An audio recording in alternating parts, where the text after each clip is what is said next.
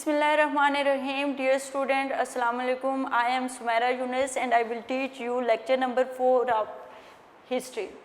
बेटा आज हम chapter number 1 consolidation of British rule, इसमें ब्रिटिश गवर्नमेंट, आपको पता है इससे पहले हमारे 3 लेक्चर हो गए हैं। 3 में पहले हमने establishment of East India company, second में हमने dissolution of East India company and rule of British, establishment of British rule ये किया था।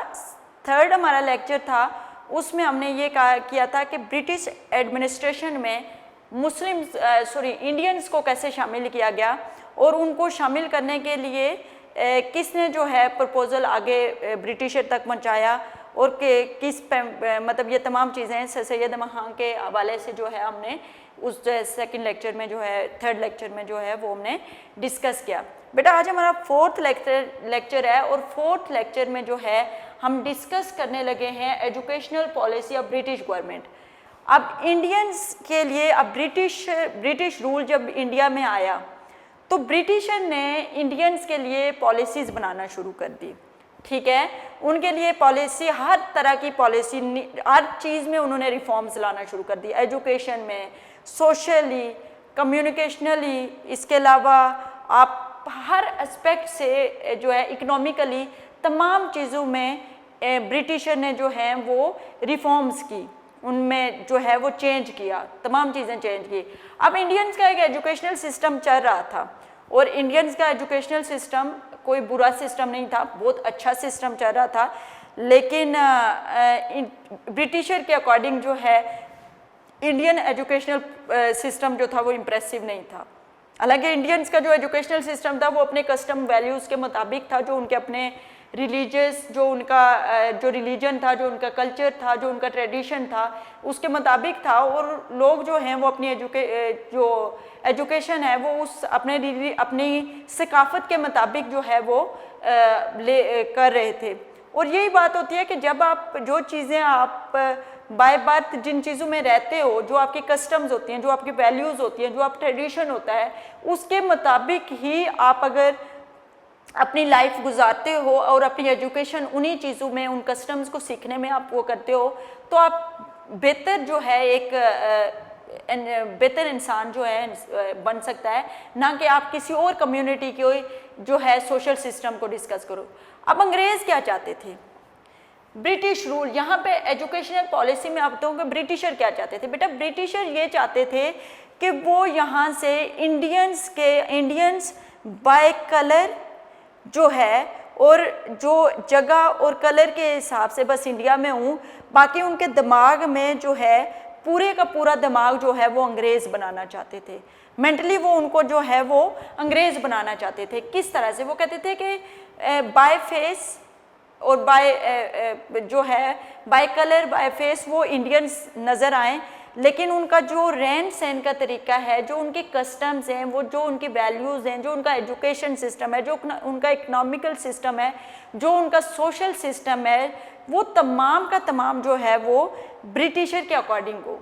तो वो इस तरह से मतलब अपना ब्रिटिश कस्टम्स, आपको पता है कि आपके किसी और जगह पे आपके जब ट्रेडिशन जो है किसी और का जब आप वो करते हो, मतलब फॉर एग्जांपल हमारा एक कल्चर है, तो जब कोई और इस कल्चर को रिस्पेक्ट देता है तो हमें बहुत अच्छा लगता है। एक दूसरी सोसाइटी का बंदा आके हमारे कल्चर को जब रिस्पेक्ट देता है तो हमें बहुत अच्छा लगता है। और हर सोसाइटी ये कोशिश करती है कि अपने कुछ असरात जो हैं वो दूसरी सोसाइटीज़ में, जो पॉजिटिव चीज़ें हैं वो दूसरी सोसाइटी में डालें।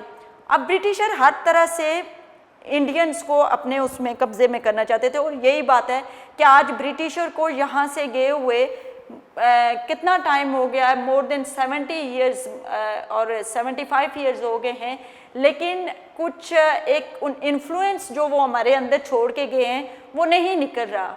जो उनको देख के हमें जो अट्रैक्शन होती है ब्रिटिशर की, जो इंडियंस में, चाहे वो सब पाकिस्तान है, अब तो इंडिया जो है 2 पार्ट में डिवाइड हो गया है, पाकिस्तान, इंडिया एंड बांग्लादेश।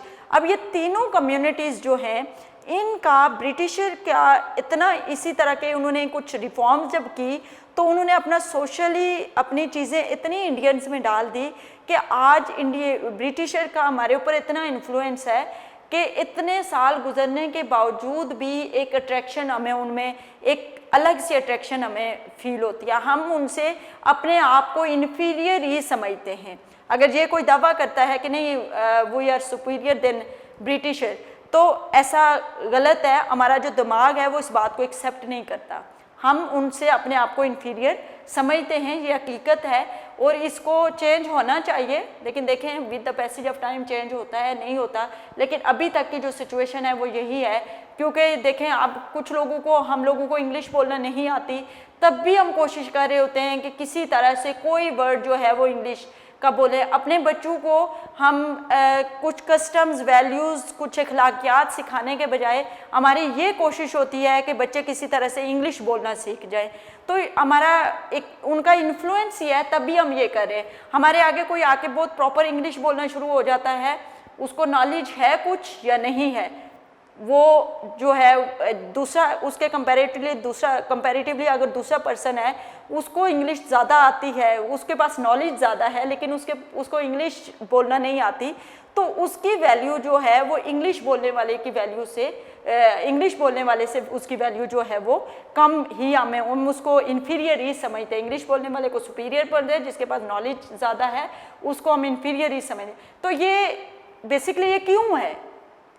ये कोई हम लोग जो हैं ऐसे नहीं है या ये नहीं है, ये ब्रिटिशर अपना इन्फ्लुएंस हमारे ऊपर छोड़ के गए। जो उन्होंने 90 ईयर्स यहाँ पे हुकूमत की है, तो वो ये तमाम चीज़ें हमारे में डाल के चले गए हैं, जो कि 75 मोर देन 70 to 75 ईयर्स होने वाले हैं, लेकिन ये चीज़ें हमारे दिमागों से नहीं निकल रही। तो ये चीज़ है बेटा educational policy of British government, इधर हम डिस्कस करेंगे। इसमें मोस्ट प्रोमिनेंट दो नेम हैं, जिसमें लॉर्ड मैकॉले और चार्ल्स वुड है।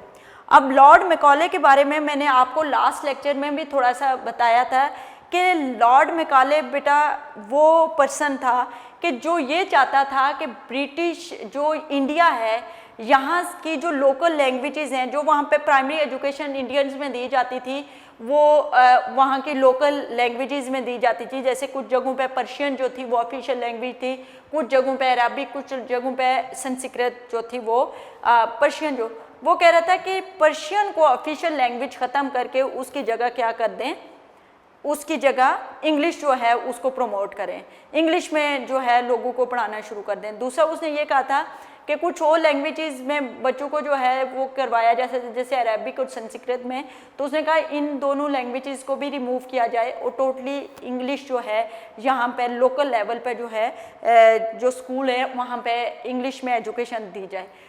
अब उसकी ये रीज़न उसने क्या बताई है, लॉर्ड मैकॉले ने ये क्या बताया है कि क्यों उसने ये प्रपोजल पेश किया था। उस प्रपोजल का नाम था minute on Indian education. Minute जो था उस प्रपोजल का नाम था, ठीक है, जो इंडियन एजुकेशन के लिए लॉर्ड मैकॉले ने दिया था। क्या नाम था? मिनट ऑन इंडियन एजुकेशन, जो आपका ये लिखा हुआ है ना। और कब दिया था उसने? 2 फेब 1935 का एक्ट था, तब उन्होंने ये प्रपोजल जो है वो दिया था। और इसको मोस्ट सिग्निफिकेंट डॉक्यूमेंट जो है वो समझा जाता है। इसमें उन्होंने क्या बताया था? इसमें उन्होंने ये बताया था रीज़न, आगे आप जब कोई स्टेटमेंट देते हो कि बाकी तमाम लोकल लैंग्वेजेस को ख़त्म करके इंग्लिश जो है उसमें एजुकेशन दें, तो उसके लिए लॉर्ड मैकॉले ने रीज़न्स क्या पेश की थी कि ऐसी क्या वजूहत है कि इंग्लिश जो उसने कहा था कि जो इनकी वैल्यूज़ हैं, जो मतलब ये इंडियंस हैं, इनके जो कस्टम्स हैं, इनके जो ट्रेडिशन है, इनके जो नॉर्म्स एंड वैल्यूज़, वो जो तमाम चीज़ें हैं वो बहुत कंजर्वेटिव हैं। वो इनका कॉन्फिडेंस लेवल बढ़ने नहीं देती, वो इनको हमेशा जो है वो सप्रेस्ड करके रखना सिखाती है। तो हम लोग चाहते हैं कि ये लोग जो हैं एक बेहतर नेशन बने। मतलब एक वो इंग्लिश को कहता था कि इंग्लिश मोड ऑफ एजुकेशन जो है वो उसका इन्फ्लुएंस जो है बेहतर पढ़ सकता है, वो इन लोगों को एक बेहतर इंसान बना सकता है। ऐसे वो कह रहा था कि ये कंजर्वेटिव हैं, इन लोगों को मतलब कह सकते हो कि उसके मुताबिक ये था कि इंडियंस के जो कस्टम्स हैं वो इनको जाहिल बनाते हैं, तो हम इनको सिविलाइज नेशन बनाना चाहते हैं। तो सिविलाइज नेशन बनने के लिए इनको इंग्लिश एजुकेशन जो है हासिल करना बहुत ज़रूरी है। तो ये इस वजह से हम लोग जो है वो करते हैं। अब लॉर्ड मैकॉले को पढ़ेंगे तो उसमें चीज़ें समझ आएंगी। लॉर्ड मैकॉले तो पहले तो आपको मैं बता दूं ब्रिटिश हिस्टोरियन था, मतलब हिस्टोरियन था, उसके अलावा पॉलिटिशियन था, और वो head of educational committee government in सब कॉन्टिनेंट में जो है वो अपॉइंट हुआ था।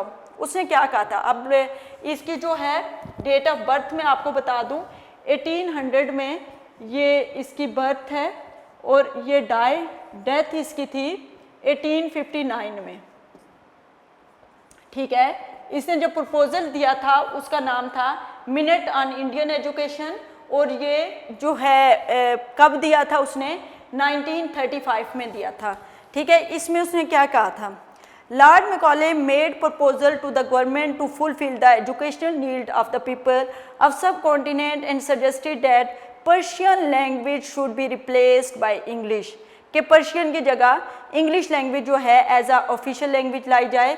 ये एम्फेसाइज जोर देना to abolish Arabic and Sanskrit as language, कि अरबिक और संस्कृत को भी एज अ लैंग्वेज ख़त्म कर देना चाहिए।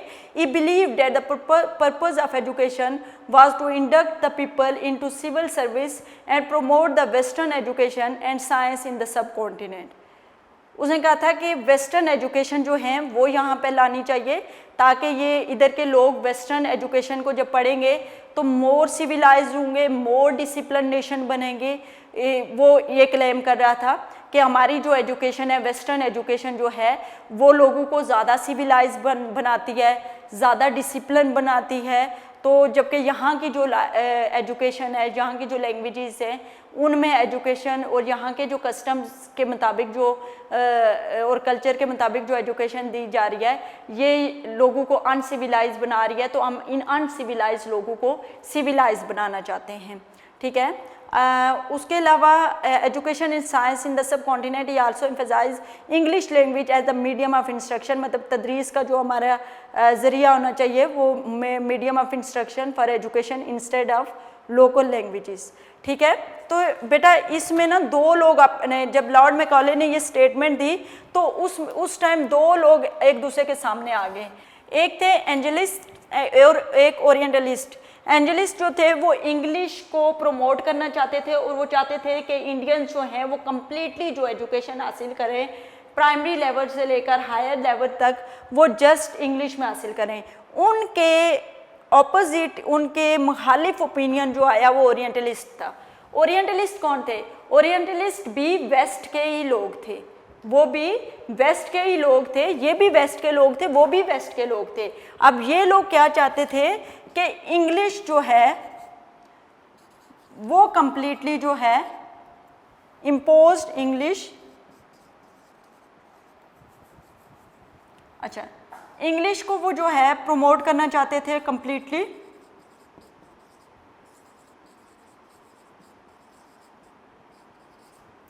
आपके जो ओरिएंटलिस्ट थे वो भी वेस्ट के लोग थे, लेकिन उन्होंने इंडियन हिस्ट्री पढ़ी हुई थी, और इंडियन हिस्ट्री के बारे में उन्होंने कहा था कि इंडियन हिस्ट्री जो है वो इंग्लिश हिस्ट्री से ज़्यादा बेहतर, ज़्यादा डिसिप्लिन है, ज़्यादा सिविलाइज नेशन बनाती है।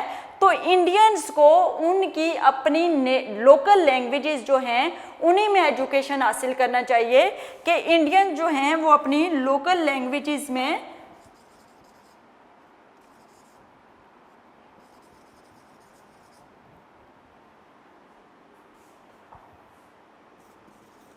उनकी एजुकेशन जो है वो लोकल लैंग्वेजेस में ही होनी चाहिए।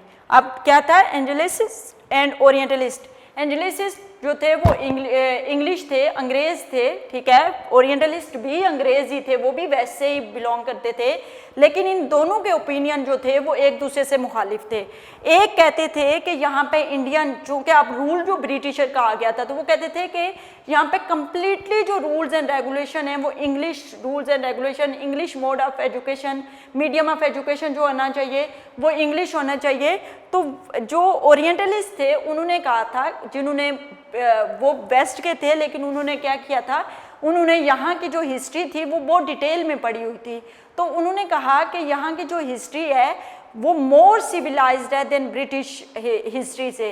तो यहाँ के लोगों को इन्हीं के जो कल्चर है, इनका जो ट्रेडिशन है, इनका जो कस्टम्स है, इनके जो वैल्यूज़ है, उन्हीं के मुताबिक जो है इनको एजुकेशन हासिल करनी चाहिए, ना कि इनको इंग्लिश में वो करना चाहिए। तो वो कह रहे था कि इनका मीडियम ऑफ एजुकेशन चेंज नहीं करना चाहिए। जो ओरिएंटलिस्ट थे वो कह रहे थे कि इंडियंस का मीडियम ऑफ एजुकेशन वही रहना चाहिए जो उनका पहले था। उस मीडियम ऑफ एजुकेशन के साथ ही उन्होंने एक पूरी दुनिया में जो है वो राज किया है। इनकी हिस्ट्री पढ़ के लोगों ने बेनिफिट हासिल किया है। मतलब इंडियन की जो हिस्ट्री है वो इतनी सिग्निफिकेंट है, इतनी सिविलाइज्ड है, इतनी वो उन्होंने कहा कि ये इतनी अच्छी है, तो इनको चाहिए कि वो अपनी लोकल लैंग्वेजेस जो हैं उनको वहाँ पे प्रमोट करें और जो वहाँ के कस्टम ट्रेडिशन है उनके मुताबिक जो है ज़िंदगी हासिल मतलब एजुकेशन हासिल करें, ये इनके लिए ज़्यादा बेहतर रहेगा। तो ये कुछ था लॉर्ड मैकॉले के बारे में। ठीक है, मैंने आपको बताया था हिस्टोरियन था और ब्रिटिश जो गवर्नमेंट थी वहाँ पे एज एजुकेशन जो एजुकेशन कमेटी का जो हेड है वो अपॉइंट हुआ था और इसने एक प्रपोजल दिया था मिनट ऑन इंडियन एजुकेशन। कब दिया था? 1935 में दिया था। उसमें इसने क्या कहा था कि यहाँ के जो लोग हैं अनसिविलाइज्ड हैं, इनको सिविलाइज करने के लिए इनकी लोकल लैंग्वेजेस को ख़त्म करके, मीन पर्शियन, अरेबिक, संस्कृत को ख़त्म करके उसकी जगह इंग्लिश को जो है वो प्रमोट करना चाहिए। उसको प्रमोट इसलिए करना चाहिए कि यहाँ के लोग अनसिविलाइज हैं, तो इनको वेस्टर्न एजुकेशन जब हम देंगे तो ये सिविलाइज्ड हो जाएंगे। तो ये कुछ चीज़ें जो थी वो लॉर्ड मैकॉले ने। अब हम पढ़ेंगे आगे Charles Wood dispatch, most important. ये मुझे इधर से मिटाना पड़ेगा क्योंकि हम चार्ल्स वुड डिस्पैच के बारे में पढ़ेंगे। चार्ल्स वुड भी एक हिस्टोरियन था, वो भी पॉलिटिशियन था, हिस्टोरियन था और वो बाकायदा जो है यहाँ पे जो ईस्ट इंडिया कंपनी थी वहाँ पे Charles Wood was the president of board of control of East India company. He presented his educational plan in 1854 which was known as Wood's dispatch. अब ये आप लोग देखें, डिस्पैच का वैसे मतलब होता है भेजना। चार्ल्स वुड,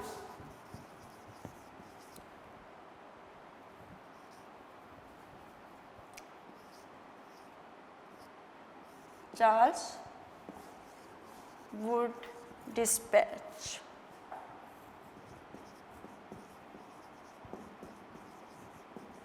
ठीक है, चार्ल्स वुड डिस्पैच में हम क्या पढ़ने वाले हैं बेटा? अकॉर्डिंग टू द प्लान, पहले तो मैं थोड़ा सा इसके बारे में बता दूं कि ये डिस्पैच कब जो है वो पेश किया गया। 1854 में था। इसमें क्या क्या चीज़ें हैं वो मैं अभी डिटेल में आपको बताने लगी हूँ। इसमें चार्ल्स वुड डिस्पैच में जो है रिकमेंडेशन जो थी, उन्होंने कहा था कि an educational department was set to be in every province, कि हर प्रोविंस में अब जो है एक जो चार्ल्स वुड डिस्पैच है जो कि 1854 में ये प्रपोजल पेश किया गया था, इसको ब्रिटिश में एजुकेशन रिफॉर्म्स के हवाले से जो है मैग्ना कार्टा का जो है वो समझा जाता है। वो क्यों समझा जाता है? वो कहते हैं कि इससे पहले भी बड़ी रिफॉर्म्स आई थी। यहाँ ब्रिटिशर जो है वो इंग्लिश एजुकेशन को किसी न किसी तरह से दे रहे थे, कुछ लोग यहाँ पे बाकायदा एजुकेशन जो है वो दे रहे थे। लेकिन जो वुड डिस्पैच है इसको क्यों इम्पोर्टेंस दी गई? अब जो सब कॉन्टिनेंट बहुत बड़ा था, अब सब कॉन्टिनेंट के हर एक तहसील में, हर एक विलेज में, हर एक डिस्ट्रिक्ट में मतलब बहुत ज़्यादा इंग्लिश स्कूल बनाना जो है वो इम्पॉसिबल था। लेकिन अब इंग्लिश एजुकेशन भी यहाँ देना बहुत ज़रूरी थी क्योंकि रूल इंग्लिश ब्रिटिशर का था। तो वो अपना इन्फ्लुएंस तो छोड़ के जाना चाहते थे।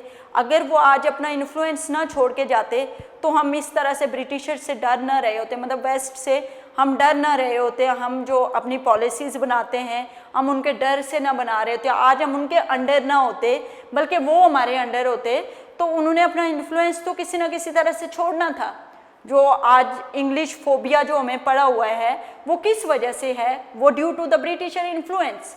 ठीक है, अब वो इन्फ्लुएंस क्या था, उन्होंने अब वो उनको यहाँ पे एजुकेट, यहाँ के लोगों को एजुकेट करके ही ये इन्फ्लुएंस जो है ख़त्म किया जा सकता था।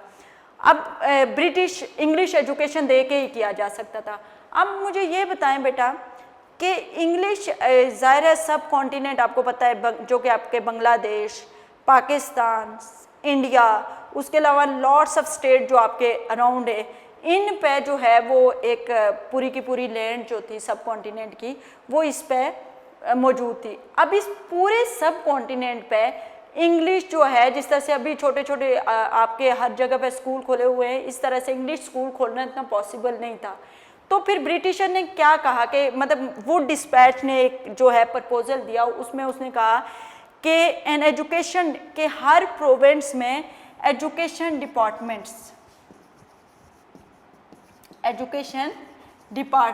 जो हैं हर प्रोविंस में जो हैं वो खोलने होंगे ब्रिटिशर की तरफ से। ठीक है, एजुकेशनल डिपार्टमेंट क्या है? एजुकेशनल डिपार्टमेंट बेटा है, आप लोग पेज नंबर 4 पे चले जाएं। According to the plan and educational department a government college, educational department में क्या चीज़ है वो देख लो। A government college and a model high school were to be established in each province of subcontinent। ठीक है, जिसमें गवर्नमेंट कॉलेज होंगे, colleges होंगे, उसके अलावा कॉलेज होगा, उसके अलावा मॉडल हाई स्कूल होगा, वो जो होगा ईच प्रोविंस में होगा। सेकेंड उसने कहा universities on the pattern of, universities बनाई जाएंगी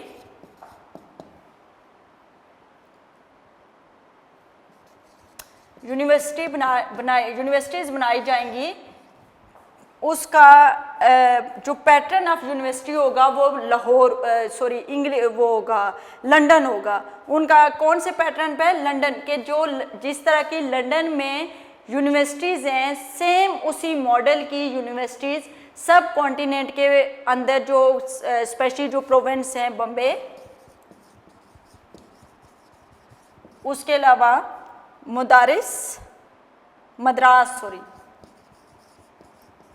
मद्रास और उसके अलावा तीसरा जो था वो कलकत्ता। ठीक है, उसने कहा कि पहला उसने कहा कि एजुकेशनल डिपार्टमेंट्स बनाए जाएंगे हर प्रोविंस के अंदर। सेकंड उसने कहा कि यूनिवर्सिटीज़ बनाई जाएंगी कहाँ कहाँ पे? 3 मेन सिटीज़ में।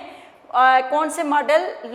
इंग्लिश मॉडल के तौर पे बनाई जाएंगी, बम्बे में, मदारिस में, कलकत्ता में। उसके बाद उसने कहा कि technical and law education and awarded degrees to the student of other colleges. उसने कहा प्राइमरी एजुकेशन जो होगी, प्राइमरी एजुकेशन जो होगी वो उसने कहा कि वो लोकल लैंग्वेजेस जो आपकी मदर लैंग्वेज हैं, जो यहाँ के, ज़ाहिर है यहाँ के लोगों को भी तो उन्होंने किसी ना किसी तरह से सेटिस्फाई करना था ना। उन्हें पता था कि आगे जो लैंग्वेज होगी वो इंग्लिश ही होगी। तो यहाँ के लोगों को उन्होंने कहा था कि जो प्राइमरी एजुकेशन, जो आपने प्राइमरी तक छोटे बच्चों को जो एजुकेशन देनी है वो लोकल लैंग्वेजेस में, जो आप यहाँ के इंडियंस की मदर लैंग्वेज है उसमें आप जो है वो दे सकते हैं, एजुकेशन दे सकते हैं। लेकिन अगर कोई स्कूल इंग्लिश पैटर्न के मुताबिक स्कूल, अगर कोई यहाँ पे लोकल जो नेटिव लोग हैं वो अगर कोई स्कूल खोलना चाहते हैं जहाँ पर जो पैटर्न होगा वो इंग्लिश होगा, तो अंग्रेज़ हुकूमत बाकायदा उसे क्या करेगी? ग्रांट देगी। ठीक है, अगर मतलब इंग्लिश मॉडल के तौर पे कोई लोग यहाँ पे स्कूल बनाना चाहेंगे, इंग्लिश स्कूल बनाना चाहेंगे, जैसे कि आप तो पता आपको कि हर स्कूल इंग्लिश है, तो उन्होंने कहा कि उनको क्या किया जाएगा? उनको ग्रांट दिया जाएगा।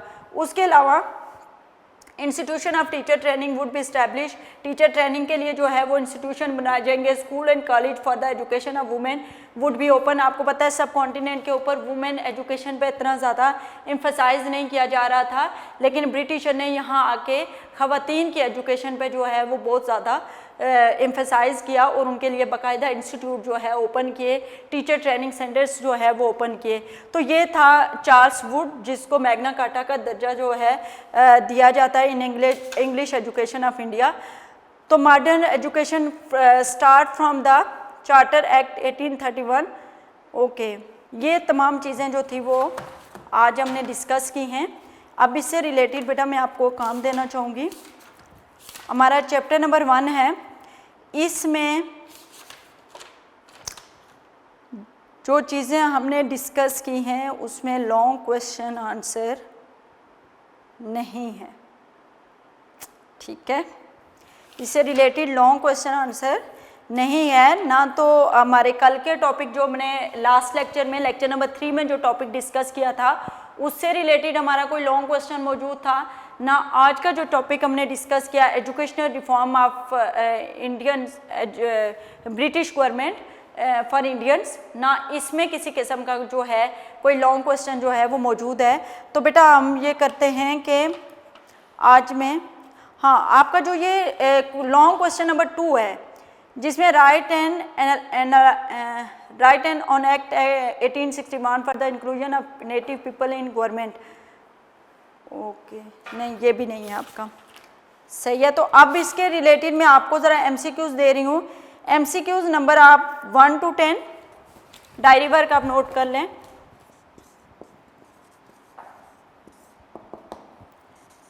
एमसीक्यूज़ नंबर 1 to 10 तो हमारे हो गए हैं, 10 to 20 शॉर्ट क्वेश्चन आंसर्स हमारे हैं। हमारे शॉर्ट क्वेश्चन बेटा होंगे 1 to 5 हो गए हमारे, 6 to